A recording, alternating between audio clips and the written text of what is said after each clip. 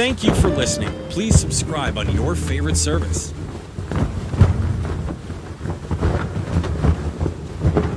Suicide Zen Forgiveness, the pod that shares the stories of those affected by suicide. Lost a loved one? Attempted it yourself? Did you know that when you share a burden, the load is lightened? Come listen in with your host, Elaine Lindsay. Suicide Zen Forgiveness, the podcast, is for education only. Some of the subject matter could be triggering for those that are newly grieving or in a poor state of mental health. Please call your local suicide hotline or mental health office if you need immediate help. This is a different start. And although it'd be really hard to see, in the background there, just about there, that's me in that picture. It's actually late July, early August in 1976. It's the first time I got to see the remains of my car since that cold night in March. That's the night my lights went out. Now, it's been a hot minute since this actually happened. And yeah, the night my lights went out, but that wasn't in Georgia. That would have meant a whole different evening for me.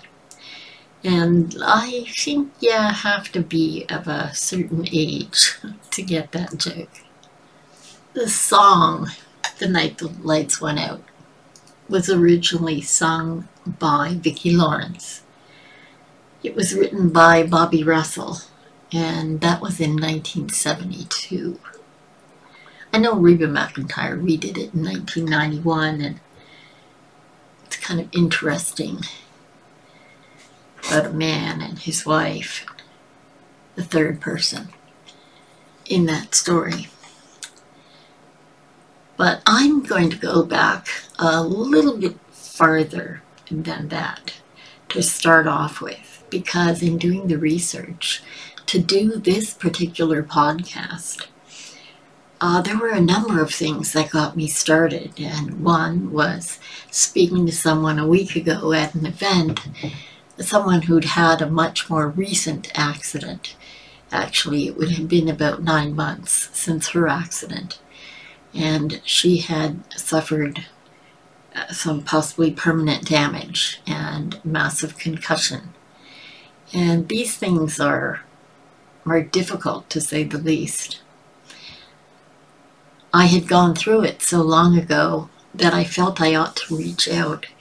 And we had a conversation about things you can do and things that it took me a ridiculously long time to learn. Things like meditation and visualization, and things that help you put yourself back together, because there's a lot more that goes on than just cold, hard metal meeting warm, soft body. And we'll get to all of that. Let me just say that after our meeting, this person wrote a post, and in it mentioned me and also her own accident, and said she'd taken on a new view or new perspective of that and decided that she was going to leave. She who used to be at her accident site. And just last week, which was almost 47 years after my incident, I came to understand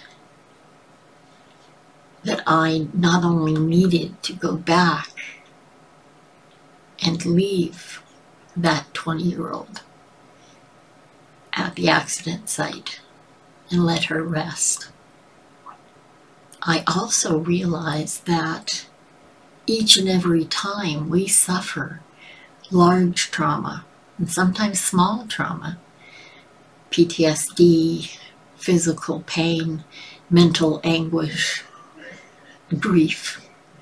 All of these things can be the small death of who we used to be. And when we soothe ourselves and when we come through the fire that is often grief and loss and pain and anguish and anger and hurt, then we're a new person. And I want to focus on celebrating that new person and going forward with that new person. But I realize in order to do that, I have to go back and put all those others to rest. So that's part of what it's about, celebrating in this podcast the anniversary of that incident long, long ago. In the research that I did about the date, and that was March 20th, 1976, sometime after, I believe, 2 in the morning. Pardon me if I'm not really good on the time frame.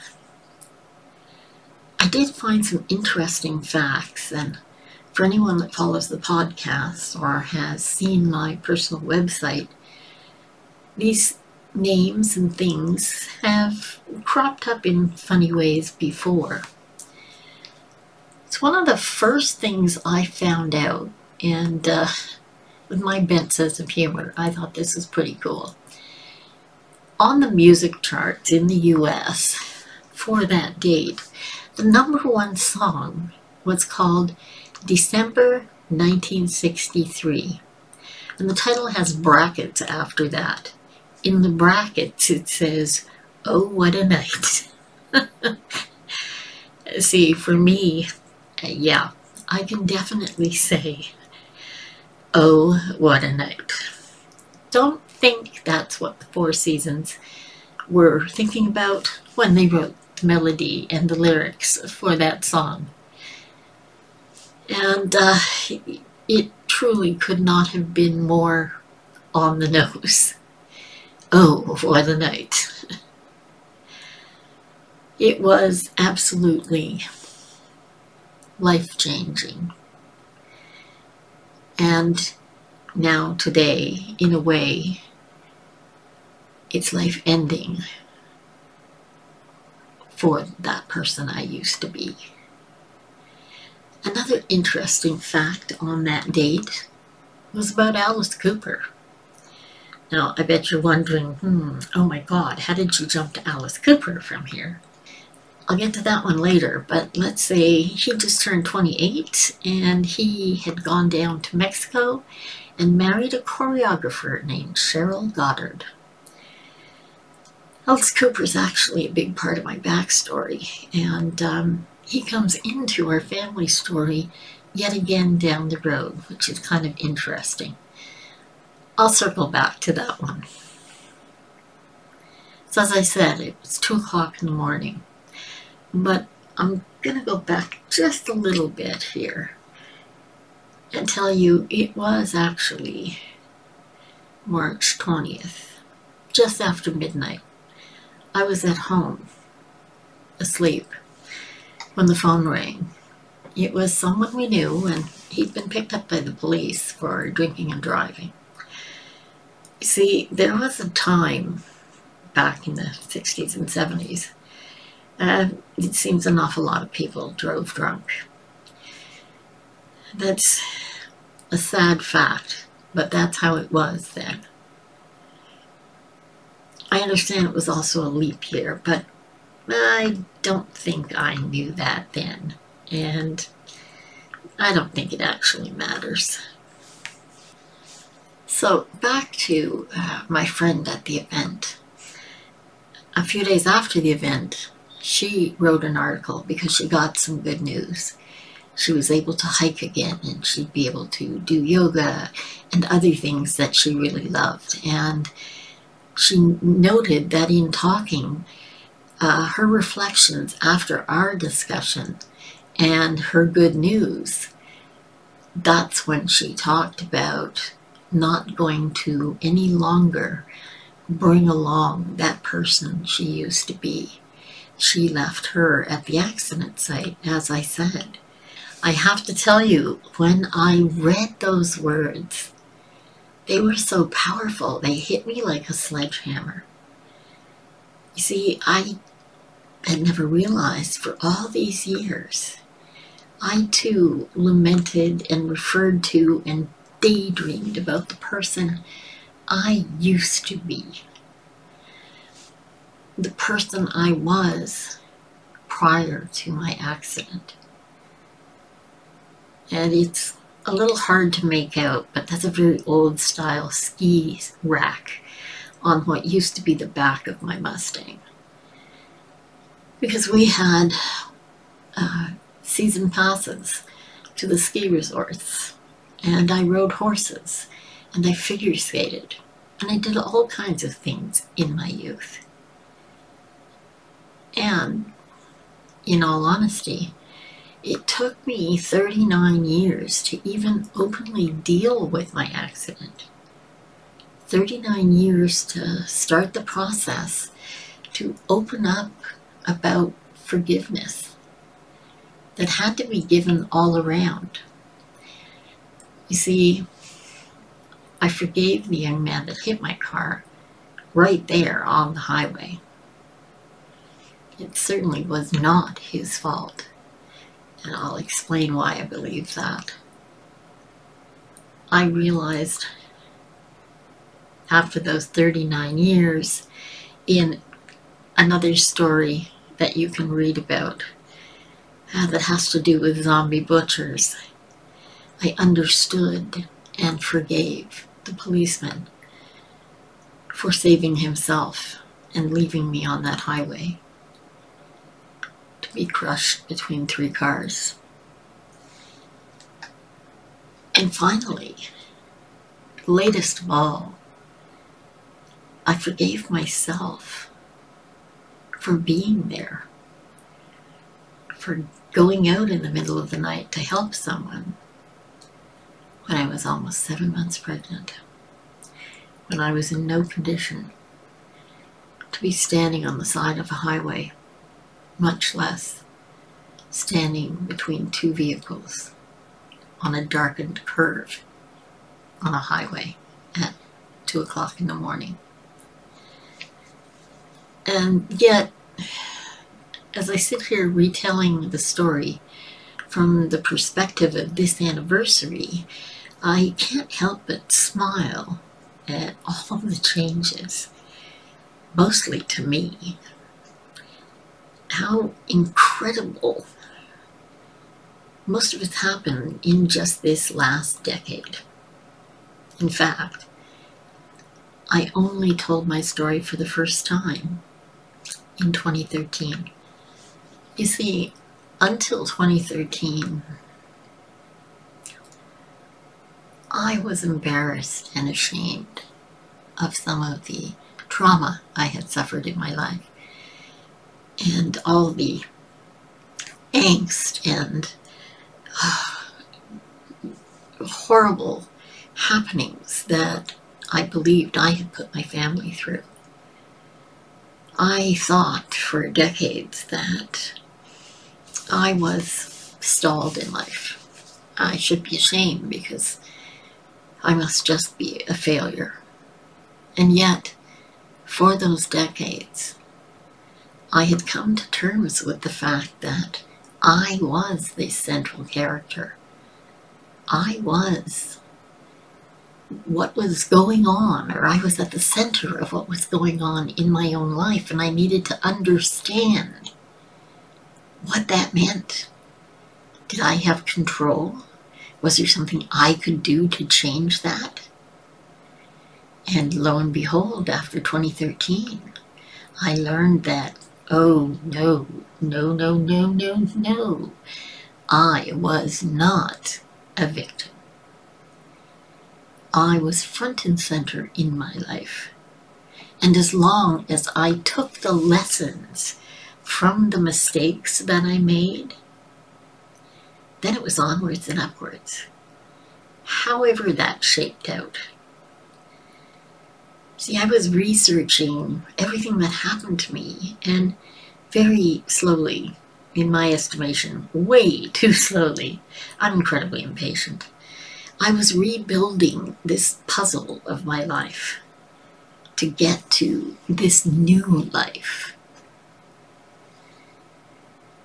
And now, on this anniversary, with this podcast, and armed with the incredible insight given me by my friend Kimothy, I am able to lay those other me's to rest where they were most at risk, where they need to be. And as I do, I make sure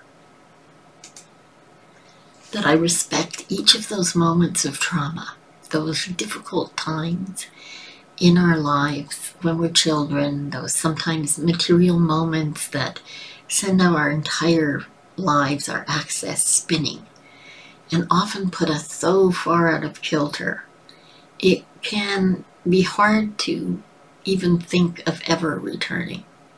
And yet what I now see is it's not so much a matter of returning as reinventing. I think reinventing is an incredibly good thing. And I think it's the only thing one can do when one does not have the option to go backwards.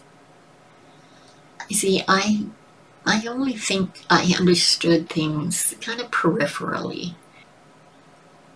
I didn't realize the point of this new being was that the only thing you need to bring with you are the skills that are beneficial and the lessons that you learned that you can take with you to continue to go forward. You see, I didn't need to drag all the baggage of how I got here, what had happened, and the boo-hoo-hoos, and the if only, and the, oh yes, that should have been different, etc., etc., etc. As my friend realized, she just needed to lay the she used to be to rest there, back at the site of that trauma. And once you do, once you lay that used to be to rest, and you can pack it away, because when you carry the memories from the past that are joyful and can add to your gratitude cup, that's a good thing. When you carry the traumas and the garbage along with you, it just drags you down. And when you're dragging all the used to be's with you, oh my God, it's crowded, uncomfortable, and a real drag. So learning these things is wonderful. And coming to terms with this, it's almost a little like you're having to put those versions of you to rest, and you have to do it lovingly, with thanks for the good things that you learned, for the skills you get to bring forward. And you need to do it with understanding and forgiveness for yourself, for the things that weren't so good, for the things you thought were mistakes, and for the things that you perhaps wish never happened. Yet, when you go forward with positivity and empathy and kindness as your new person, embracing that new you, you're in fact increasing or increasingly becoming that better you each and every time. And that's at the core of all the layers that make up you and I. And that's really incredible when you think about it. And the more I think about it, the more I'm documenting in my head the times, the trials, the traumas that led to a reinvention, a restart, if you will. The more I understand that often those lessons were meant to give us enough of an understanding that we could have empathy for those who may have to fail again and go through more trauma, or go through that difficulty, that illness, that devastation, that loss. And if we, build a toolbox of those skills and bring those forward with us as we lay our old selves to rest, our used to be selves, in their appropriate places, we can be enriched by what they gave us.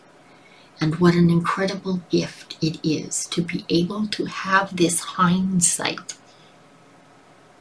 As much as there is no going back, you should no longer have a feeling of a need to go back. You're going to shake off that needing to be who you used to be.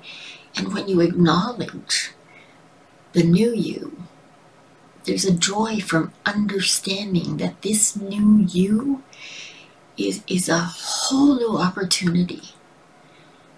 Going forward is better.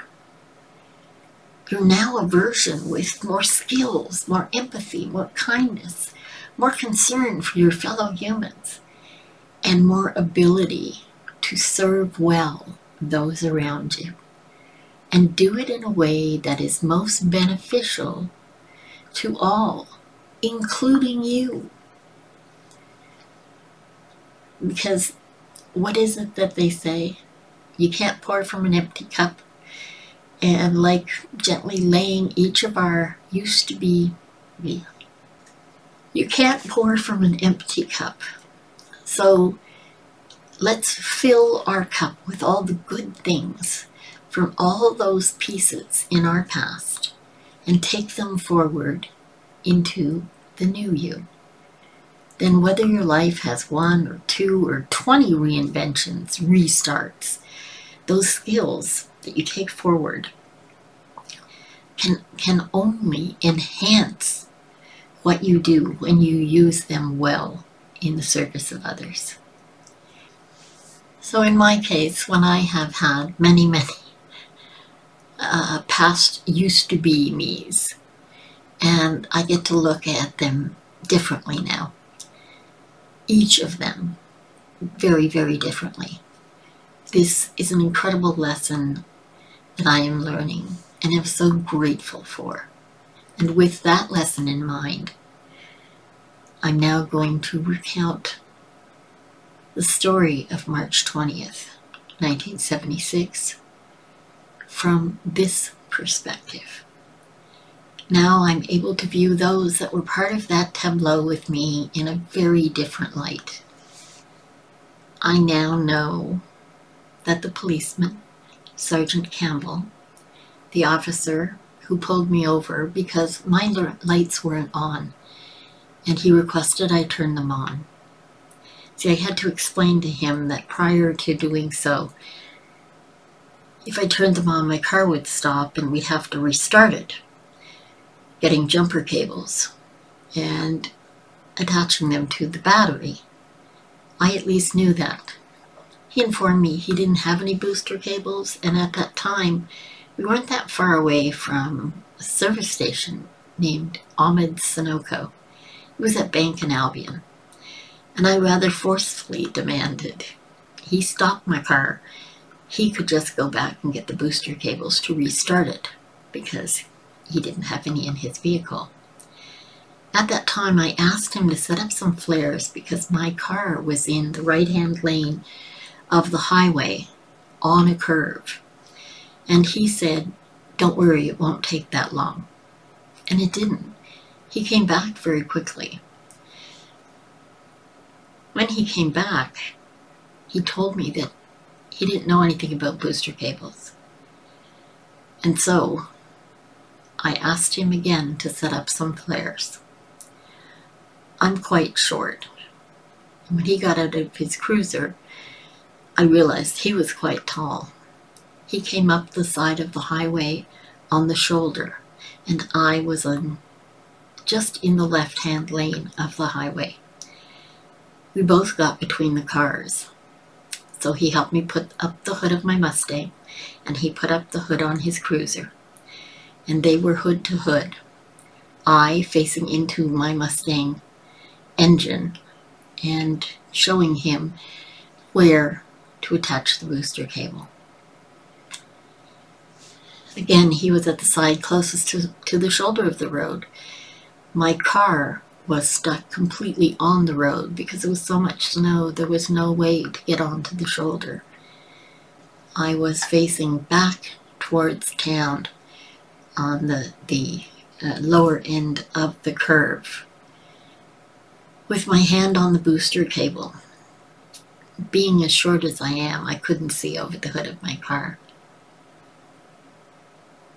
In the blink of an eye, I saw lights hit the curve, and that's really the last clear thing I saw. I heard what I later understood was crunching metal and felt blistering pain. It felt like I was being scalded by an iron. And the only thing I could think of, and I remember kind of flying through the air thinking it seemed I was going in slow motion. And I could feel the hood going up on this giant fur coat I'd been wearing. And I felt a tug, pressure on my leg. I now know that it was one of my clogs flying off. And the searing pain I felt was the engine of my Mustang tearing through my left leg. It took out a chunk of my left leg from below the knee all the way up the inside of my thigh to the bone.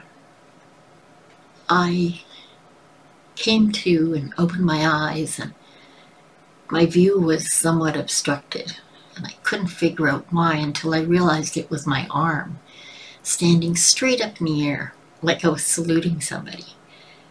It was so disorienting because I was on my back, and yet it felt like something was lodged under my left shoulder. I think the only word to describe it is like a pretzel. I felt disjointed, which is a weird word to use. I understand I was fading in and out, and I was bleeding profusely. From the waist down, all I could feel was this searing, searing pain. You know when you have a blister on your heel and it pops, and that open, kind of burning pain? Well, it seemed like everything in my legs was just this open blister, all-encompassing, searing pain. It seemed to take on a life of its own, and it was filling the space where my left leg should have been. My right leg was also in pain, but it was a different kind of pain. Now, it was a really long time that I lay there, and I think I'm very lucky because of a couple of things. One, it was so incredibly cold that it was making things freeze, which made it a little easier for me to remain alive. There were no cell phones. There wasn't even a phone booth out there on the edge of Seaverwright Road and Highway 31. There wasn't even a street light. It was so very dark and foggy, weirdly foggy. We found out later that at the airport, they had acknowledged at that time of morning the visibility was nil. It turns out I was actually lying 2 lanes over on the highway, and the young man who hit my car, which ultimately hit me and then hit the police car, separated, and that's what catapulted me up into the air. The young guy who was in his vehicle got out, and after a cursory check on me, he ran up the road to what was then Jerry's Steakhouse. It was a big steakhouse type restaurant on Highway 31, and they had their house attached to the restaurant at the back. That was very lucky for me because Kevin, the young man who'd hit my car, he banged on the door until he woke the people that lived there so that they could call an ambulance. In the meantime, gosh, I don't know where they appeared from, but some people appeared around me on the road. I don't know where they were going or where they'd come from, and to this day I never got a chance to thank them. But I also want to say I'm heartily sorry to the lovely lady that I swore at, because as I lay there with my arm standing straight up in the air, a woman appeared and started holding my hand, and she was squeezing my hand very tightly. And every time she squeezed, it felt like my shoulder was coming apart from my body. She was holding on to my right hand, and that hand was attached to an anteriorly dislocated shoulder. She kept saying, "You're going to be all right, dear. The ambulance will be here soon. You're going to be all right." And then I guess the pain would knock me out and I'd come to and we'd do it all over again. The second or third time, that poor woman got an earful of me swearing at her, "Let go of my fucking hand because it hurts so bad." The guy in my car, who I guess was also in shock, said, "Oh, Elaine, don't swear at her." I kept thinking about that, I think, as I passed in and out. Neither she nor I understood just how far out and my shoulder had been dislocated. That pain just rocketed through me every time she squeezed my hand. It got so bad, it was the one thing that would knock me unconscious, which was probably a good thing.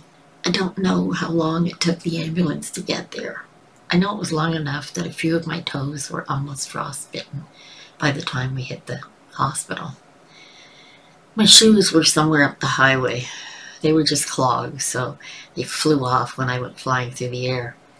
And this is part of another much bigger story. But as I flew through the air, I felt my hood go up to cradle my head. It was like I was being placed very gently on that highway. And to this day, even in one of the accident reports, it was noted that my head should have split like a melon. I'll never forget that term, but it was because the asphalt was so frozen.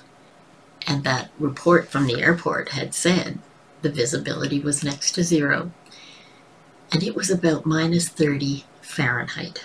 I do have to reiterate that the cold was actually beneficial because it slowed the bleeding somewhat, I guess, from the giant piece that had been ripped out of my leg, and the bones were broken in both my legs.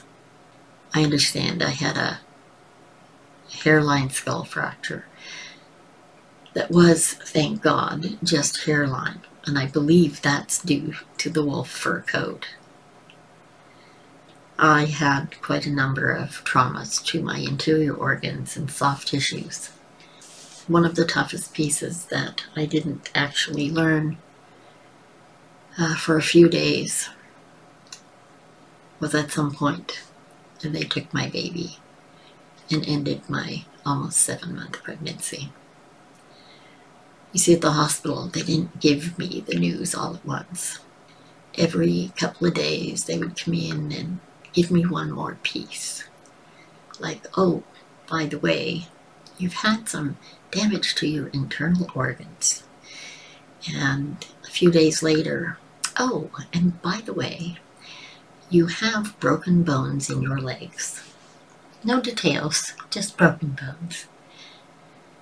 And, something else was missing or broken or damaged. And I do understand. I think it was pretty wise on their part. I was being kept in 2 casts which were basically from my feet to my hips. And those were on both legs. And they had my right arm basically wrapped to my body after resetting my shoulder. And every day the nurses would come into my room. My right arm was strapped to my body, so I wasn't really moving a great deal. And they'd come in, as I said, and roll down my bed so that I was flat, and they'd put a pillow sort of on my chest, and then they'd start working. As I understood it later, they had put a window in the cast on my left leg. I never got to look in there, not for those first 5 weeks. And as I said, they'd come in every day and they'd work for half an hour or so, and they'd put things in and take things out. There was so much going on in that little window that I couldn't see into. By the end of the first week, there was this really odd smell. The smell you don't easily forget. It started to permeate the air around me, and it always seemed to get worse after they opened the window on my left leg.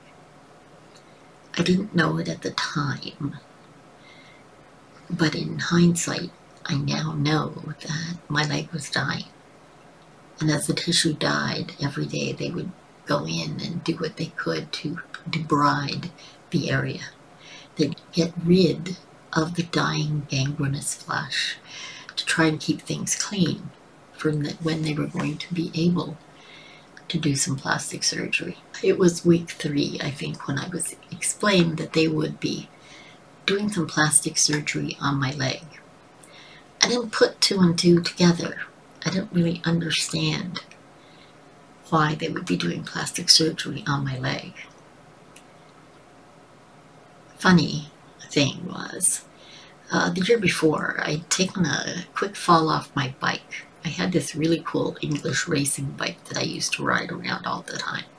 And it had what we used to call rat trap pedals. They were little razors, like teeth on the pedals. I was riding through the neighborhood and this car went through a stop sign, so I had to stop my bike really quickly. And as I got down off the bike, the rat trap pedal sliced through my calf. I never liked stitches or anything like that because I hated needles. So I just stuck my sock with some bandages and put on my shoes and off I went. I wore that for a day or two until I realized I was leaving blood on the floor. And they made me go to the emergency. I was 19 at the time, going on 19. I was full of bravado and I'd already had a number of losses in my life. I tended to be a bit of a rebel. As I was brought into the little emergency cubicle, there was a man there. He had on a houndstooth jacket with big leather patches on the elbows and didn't look like a doctor or a nurse. So I said, "Who are you?" And he said, "Who are you?" I thought, wow, how did this guy sneak in here? And he said, "Oh, just settle down. I'm the vet from the Alta Vista Animal Hospital. This is my day off and I'm helping. I'm giving back." I said, "Yeah, well, you're not touching me." He said, "Well, then you can just bleed your way out of here." He gave as good as he got, and I said, "All right, well, I don't like that freezing stuff. I don't like needles." And he said, "Okay, I'll make you a deal. I'll sew your leg up, and I'll do half with the freezing and half without. And you can tell me what you like better after." I had to grin and bear it because he proceeded to do just that. I can tell you here and now, I'll take the freezing anytime, thank you very much. He put 72 very, very precise stitches in my leg. He was very neat and very tidy. And I didn't learn until 5 days after my accident. His name was Dr. Labo, and he was a plastic surgeon. He's the one that sewed my leg up. And the first time he came into my room, it took me a few moments to realize who I was looking at. But I didn't say anything. I was pretty much in a cast from my neck down, so it's not like I could move. And he came in and he stood at the bottom of the bed and he said, "Well, you look familiar, kid." And I thought, uh-oh. But I didn't say anything. He looked at me again, and then he came up the bed, put the pillow in place on my chest like everybody else did, looked into what I assumed was this window thing, put it back, looked up at me and said, "Okay, well, it will be tough, and you ain't going to be Betty Grable." I said, "So I can't insure my legs for $1 million?" He goes, "Wow, I didn't think you'd know who Betty Grable was."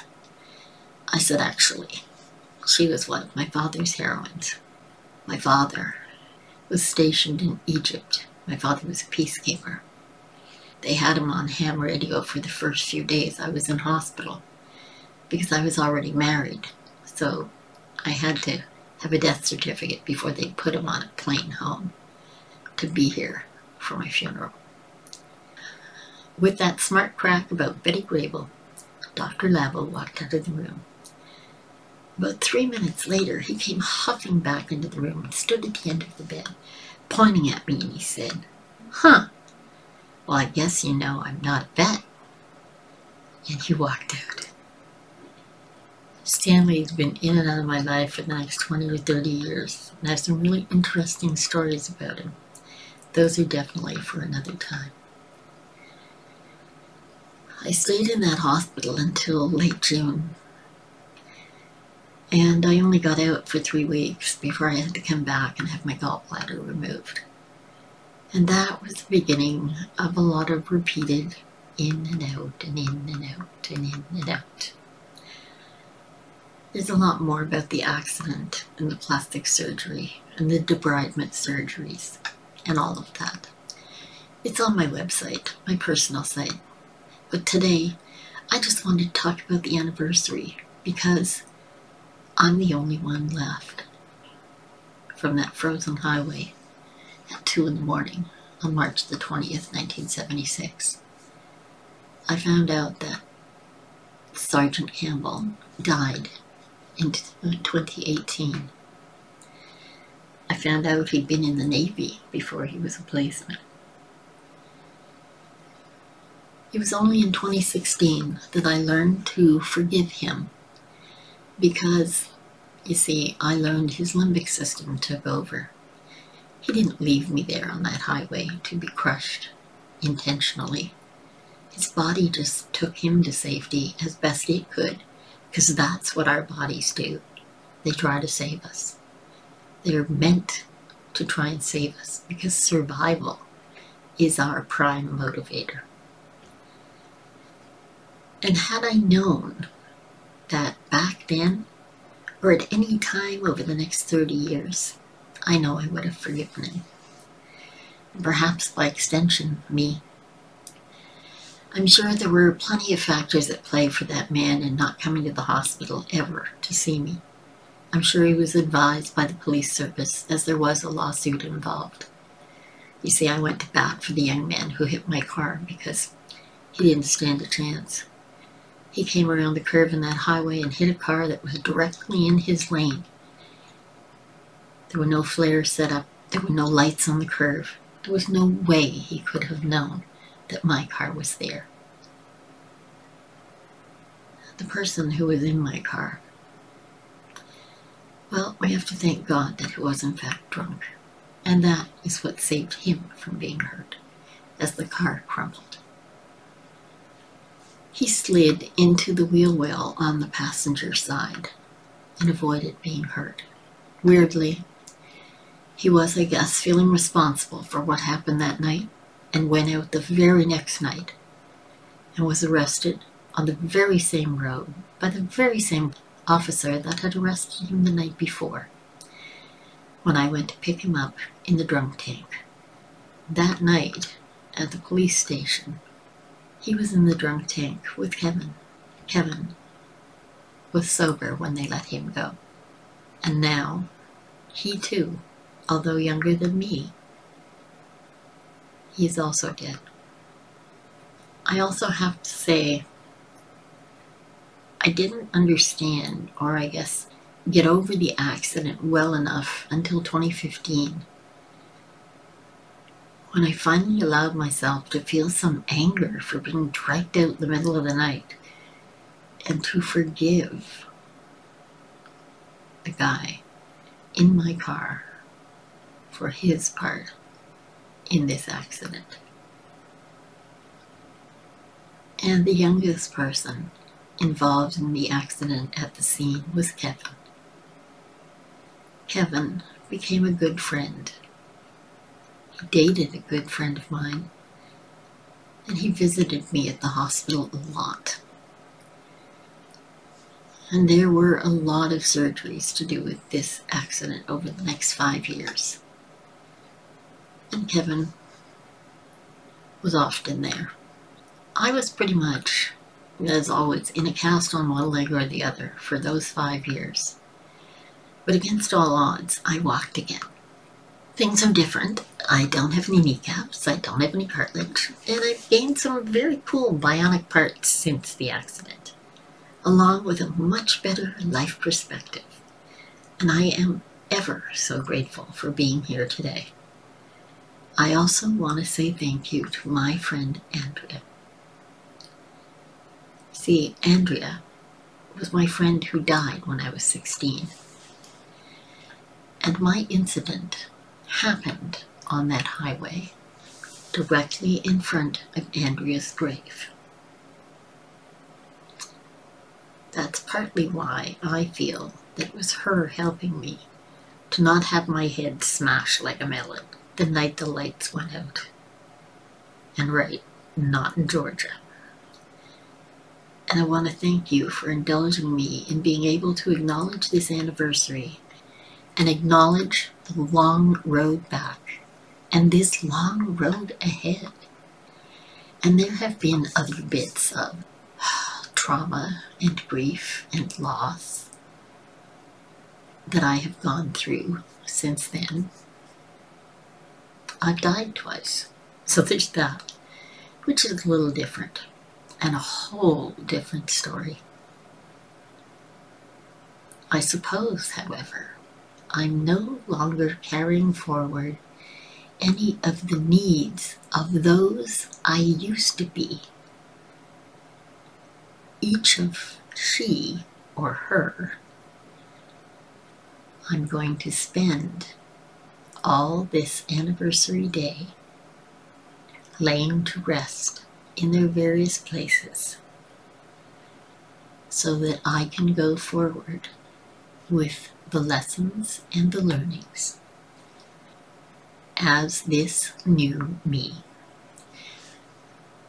The me who finds joy in every breath, who takes and nurtures happiness wherever I am. I try to be empathetic and kind, and I ask forgiveness from any that I have inadvertently harmed, because the one true lesson I've learned is to be grateful for every moment we have. And that doesn't mean that every moment is wonderful, and it doesn't mean that there aren't difficult days. You see, I've learned to manage my pain and manage the mental blips that you get after living through trauma and trauma and trauma. And I'm pretty confident that humor and being able to laugh at oneself is an incredible gift that you should definitely put in your toolbox, because it can help you get through damn near anything. There's one other little tool that I find most useful. It's allowing yourself to wallow. Because there are just some times when things can become a little too much, a little too close, a little too real, a little too painful. This tool I want to offer you on this anniversary. Give yourself permission to wallow, to whine, to boo-hoo, to whatever, to poor me, have a pity party about your pain, your loss, your unhappiness, your breakup, whatever it is. But I want you to give yourself a finite time frame. Be it half an hour, half a day, a day. I'm not talking about true grief or true loss. There are no time frames for those. I'm talking about those times when you just can't get outside of the negative you. The you that is just, boo-hoo, boo-hoo, poor me, whatever. So you know what? Don't try to get away.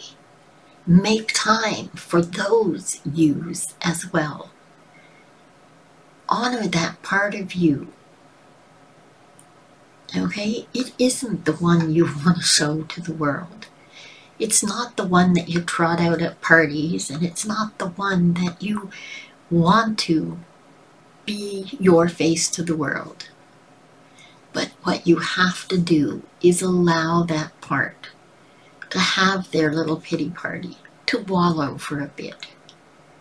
But when you give them a set time frame and their time is up, you get to love them and send them on their way back into you. So the yous that are joyous and that are positive and that take control and choose how you spend your days are in the driver's seat. We all have these myriad bits of ourselves that are all part of who we are. And if we take the lessons from each and every one of them, and if we allow them to grow with us in understanding and in joy and in happiness and gratitude, then they too, over time, will come to understand the new us. Have a little more enjoyment in their part of our lives. And the last thing that I want to say on this anniversary is that a lot of what I do is dedicated to ending the silence, the stigma, and the shame around suicide and mental health. And that's what made it this long. What took me 47 years to acknowledge this incident and acknowledge that there were learnings and lessons that I have taken that I am incredibly grateful for. And I want to acknowledge that. I want to acknowledge all is forgiven. I've even forgiven myself for being at the side of that road, for going out at 2 in the morning, for all of those things that caused me to be in a place to be so badly injured, so horrifically. And I've learned to forgive me for the loss of my child, for being angry about it, for wallowing about it, for having a totally bent sense of humor about it. The bottom line is this: I'm going forward. I'm still learning to love myself and have the confidence to go forward as I am now. I try to serve as best as I can in this world in the way that I believe is my purpose. And I thank you so very much for listening. I ask you to make the very most of your today, every day, and I'll see you again next time. Thank you for listening. Please subscribe on your favorite service. Suicide Zen Forgiveness was brought to you by Truel Social Media, the digital integration specialists. Let them get you on page 1 in the search results. And also by Canada's keynote humorist, Judy Croon, the motivational speaker, comedian, author, and stand-up coach at Second City. On the stage, Judy draws from her wealth of performance experience, wit, and insight to entertain, inform, and inspire in her dynamic keynotes and half-day workshops.